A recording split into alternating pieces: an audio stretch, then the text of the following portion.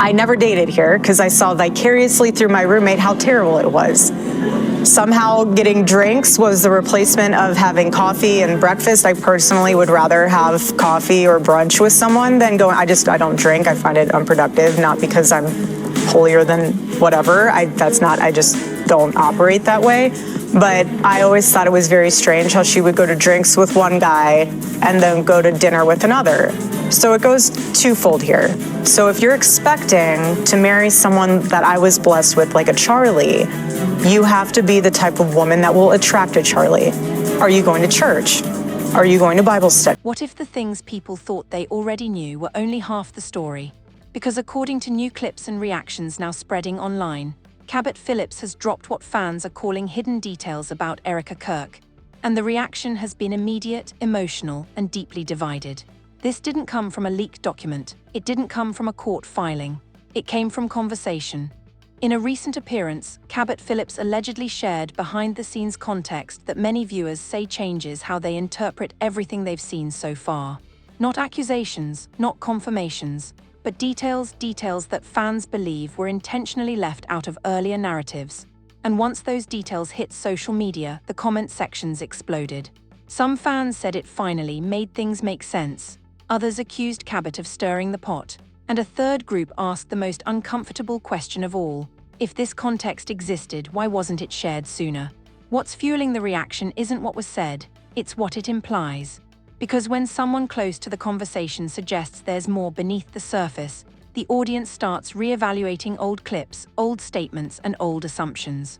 Suddenly, moments that once looked simple feel layered, silence feels intentional, and earlier outrage feels premature. But here's the catch: Cabot didn't claim proof, he didn't show receipts, he offered perspective. And perspective is powerful because it invites belief without demanding evidence. So now fans are split. Is this long overdue context? Or is it just another narrative-shaping moment dressed up as revelation? The reaction didn't start because of a headline. It started because of tone. When Cabot Phillips spoke about Erika Kirk, viewers noticed something different from the usual internet commentary: restraint. He didn't accuse. He didn't speculate wildly. He framed his remarks as context, and that distinction is exactly why fans latched on. According to clips circulating online, Cabot described interactions and observations that he said helped him understand Erika's behavior in a way that public clips never captured. He emphasized that what people see online is often a fraction of reality, filtered through conflict and timing. That framing alone was enough to trigger re-evaluation. When someone positions themselves as offering missing context rather than new allegations, audiences often grant more trust. What did he actually say? Importantly, not much in terms of claims. There were no dates, no documents, no names beyond those already public. Instead, Cabot spoke about dynamics, how conversations unfold off camera, how pressure shapes responses, and how narratives can harden around partial information. He suggested that some moments widely interpreted as evasive or suspicious could also be read as protective or constrained. That suggestion did the work. Fans began replaying older clips of Erika, searching for moments that now looked different through Cabot's lens. A pause became deliberation, silence became boundary setting, defensive tone became fatigue. This is how reframing operates. It doesn't add facts, it changes interpretation. Another reason fans reacted strongly is credibility by proximity. Cabot didn't present himself as an outsider chasing clicks. He spoke as someone who had been around the conversations, even if peripherally. That perceived proximity created the sense that he knew more, even when he didn't disclose specifics. In online culture, proximity often substitutes for proof. Critically, Cabot also acknowledged limits. He noted that he wasn't sharing private details and that there were reasons certain information couldn't be made public. That acknowledgement of boundaries paradoxically increased trust because it sounded responsible. Audiences often read restraint as honesty, but restraint has consequences. By stopping short of details, Cabot left space for imagination. Fans filled that space themselves. Some concluded Erika had been unfairly judged. Others believed Cabot was softening the narrative without evidence. The split revealed a deeper divide. Do we value context if it comes without receipts? Comment sections reflected this tension. Supporters praised the nuance, saying it slowed a conversation that had become reckless. Critics demanded proof, arguing that hidden secrets without documentation are just another form of narrative shaping. Both sides agreed on one thing: Cabot's remarks changed the temperature of the discourse. There's also a timing factor. Cabot spoke after multiple controversies had already fatigued audiences. In moments of fatigue, people are more receptive to reframes that promise closure or fairness. His comments arrived as a cooling influence, less gasoline, more perspective. However, perspective is not neutral, it can still steer belief. By highlighting constraints and unseen pressures, Cabot implicitly challenged earlier conclusions without directly disputing them. That's powerful because it doesn't trigger defensive backlash the way outright denial might. Why does this matter? Because in online controversies, who frames the story last often shapes how it's remembered. Cabot didn't rewrite the past, he suggested a different lens for it, and lenses stick. At the same time, the absence of receipts limits how far the reframing can go. Without new facts, interpretations remain subjective. The risk is that audiences trade one assumption for another, swapping outrage for absolution without verification. This is the tightrope Cabot walked, offering context without claims, restraint without evidence. Fans interpreted that as maturity. Critics saw it as ambiguity. Both readings can coexist. The key takeaway from this part isn't whether Cabot was right or wrong. It's why his words mattered. In a landscape dominated by accusation, a calmer voice can feel revelatory, even when it adds no new facts. In the next part, we'll examine why hidden secrets, language is so effective, how fans turn context into conclusions, and where the line sits between responsible perspective and unverified influence.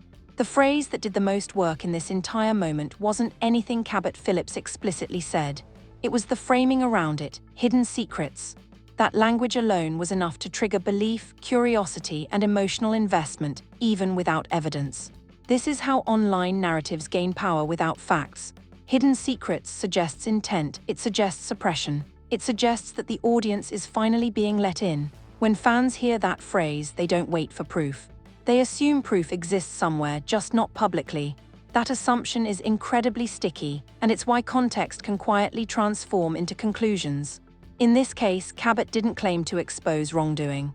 He didn't present documents, he offered perspective. But once creators, captions, and commenters wrapped that perspective in hidden secrets language, the meaning shifted. Perspective became revelation, nuance became validation. Fans reacted in predictable ways. Some said they felt gaslit by earlier coverage and now believed Erika had been misunderstood all along. Others felt the opposite, that Cabot was intentionally vague to protect someone without saying so outright. Both reactions came from the same source: interpretive freedom. That freedom exists because context is flexible. Evidence isn't. Evidence narrows conclusions, context widens them. Online culture often prefers wider space because it allows viewers to project their own beliefs. If you already think Erika was treated unfairly, Cabot's tone feels like confirmation. If you already distrust her, the lack of receipts feels manipulative. The language does the work either way. Another reason hidden secrets hooks fans is status signaling. It implies insider access. When someone speaks as if they know more than they're sharing, audiences assume authority. They feel closer to the truth simply by listening. That closeness is rewarding. It makes viewers feel informed rather than entertained. But it's also risky. Once fans accept that there are secrets, they begin to hunt for them. Old clips are rewatched, neutral moments are reinterpreted, silence becomes strategic. Every absence of information becomes suspicious. This is how speculation sustains itself without new input. Importantly, none of this requires Cabot to be deceptive. Even responsible commentary can be misused once it enters a viral ecosystem. The transformation happens downstream, in titles, thumbnails, and reactions that trade precision for punch. This is where context becomes conclusion. A statement like "there's more to the story" is not a claim. But when repeated often enough, it becomes one. Fans stop asking what the missing pieces are and start assuming what they must mean. That assumption hardens into belief, and belief doesn't ask for receipts. There's also a psychological comfort at play. Complex controversies are exhausting. Hidden Secrets offers relief. It suggests there's an explanation that resolves contradictions without forcing the audience to sit with uncertainty. That's why reframing moments often feel satisfying. They promise coherence. But coherence isn't truth, it's just consistency. Another reason this language spreads is moral permission. By framing context as revelation, fans feel justified in changing sides without admitting error. They can say, "We didn't know then what we know now," even if what they know is still interpretation. This protects identity. Online, people don't like being wrong, they like being updated. Hidden secrets allows that update without accountability. So where does responsibility lie? With the speaker, who must choose words carefully. With creators, who must avoid exaggerating nuance into exposure. And with audiences, who must resist the urge to treat implication as fact. This part of the story isn't about accusing Cabot of misleading anyone. It's about understanding how easily language becomes leverage once it leaves the source. Context can be responsible and still be weaponized. In the next part, we'll examine how fan reactions amplify these reframes, why comment sections often outrun evidence, and how quickly interpretation becomes consensus online. The moment Cabot Phillips' comments entered the public timeline, the real story stopped being what he said and became how fans reacted. Comment sections, reaction videos, and quote posts didn't just respond to his perspective, they completed it. And that's where context quietly transformed into what many began treating as truth. This is a familiar pattern in online controversies. A public figure offers restrained commentary. Fans interpret it through their own beliefs. Those interpretations get repeated, refined, and reinforced. Eventually, the interpretation replaces the original statement. That's exactly what happened here. Supportive fans immediately framed Cabot's remarks as confirmation that Erika had been misunderstood. They wrote comments like, "This explains everything," or "People judged her too fast." Notice what's missing in those statements: evidence. The confidence came not from facts but from alignment. Cabot's tone aligned with how these fans already felt, so it felt validating. On the other side, critics read the same comments as deflection. They accused Cabot of hinting without accountability, of softening a narrative without proof.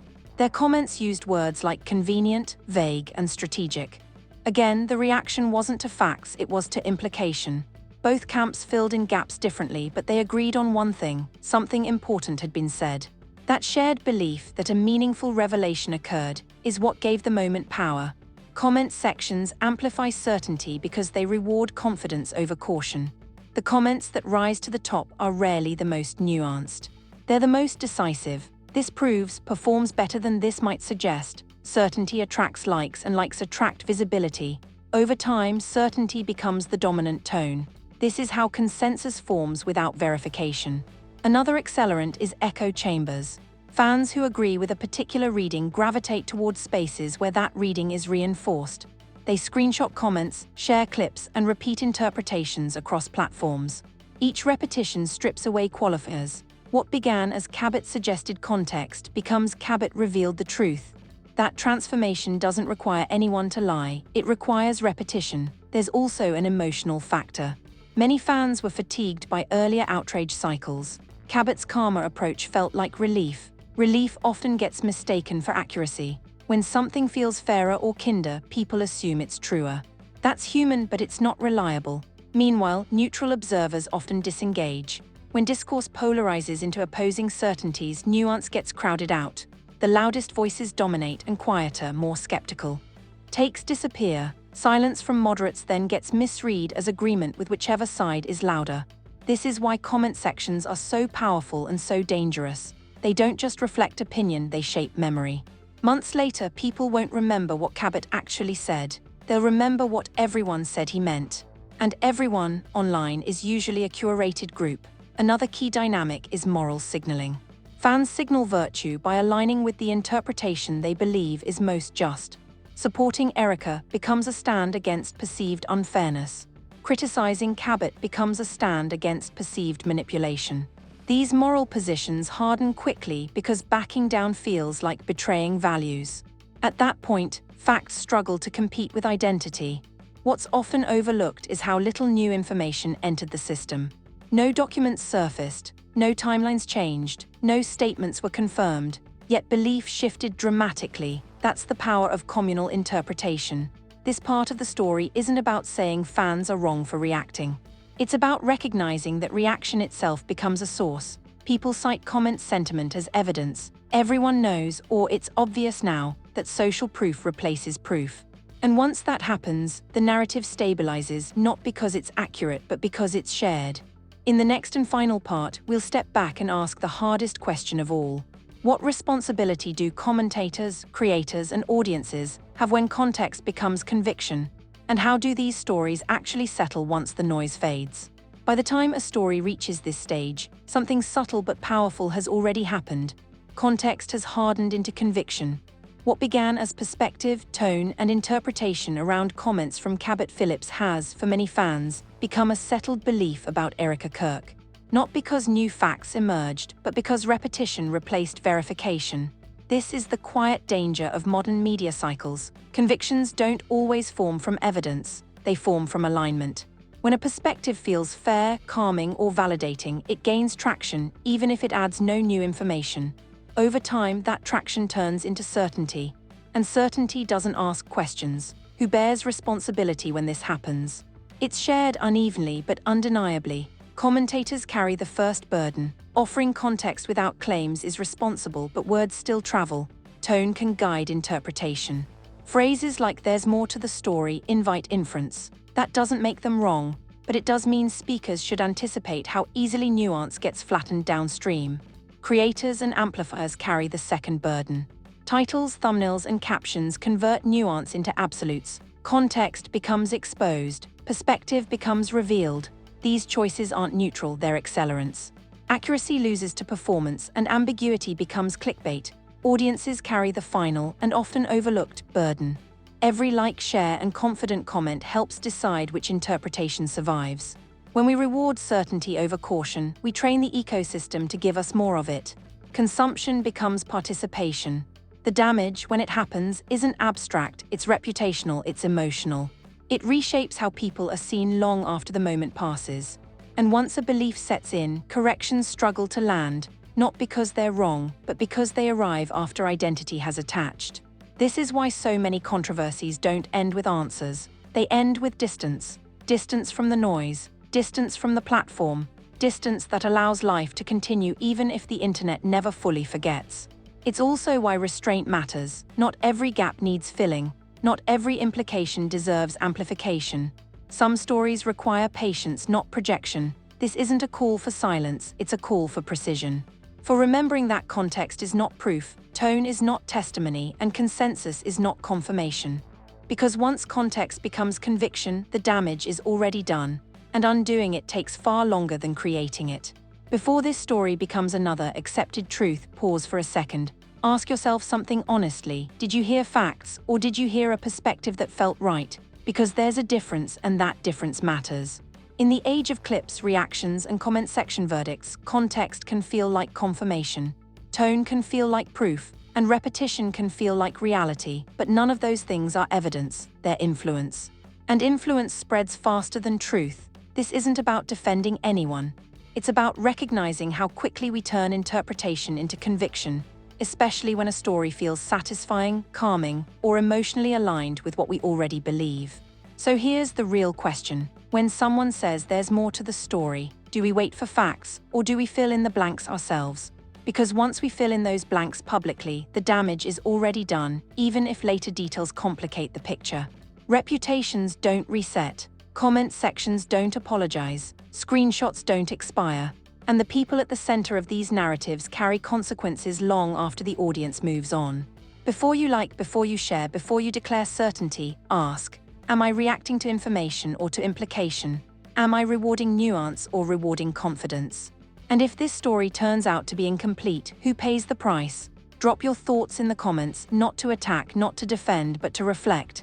Share this if you believe context should slow judgment, not replace evidence.